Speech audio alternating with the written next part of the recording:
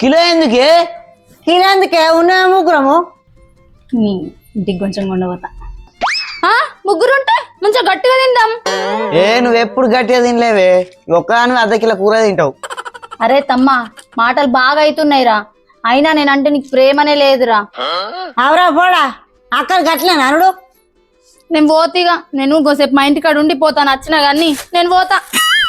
పోయే దమ్ముంటే మేత నిజంగా పోయే. ఈడేంది నిజంగా నవ్వమంటుండు? ఏంద్రో బాగా మాట్లాడుతున్నావు? అమ్మ చూడే ఆడెట్లా మాట్లాడుతుండో. ఆడు బొమ్మంటుండు చూసినావా? ఆడు వేస్ట్ గాడు గట్లా అంటాడు బిడ్డ. నువ్వేం బాధపడకు, కిలో కాదు 2 కిలో అంటే తీసుకొచ్చుకుందాం. సరేనే అమ్మ, తెచ్చుకుందాం. ఆవక్క నేను ఇంకా జోక్కన్నా. బాగా మంచిగా ఉన్నాడా? మంచిగానే ఉన్నాడు కానీ నువ్వు చికెన్ తెప్పనాడు. తెత్తా గాని నా కోసం ఏం తెచ్చినవే?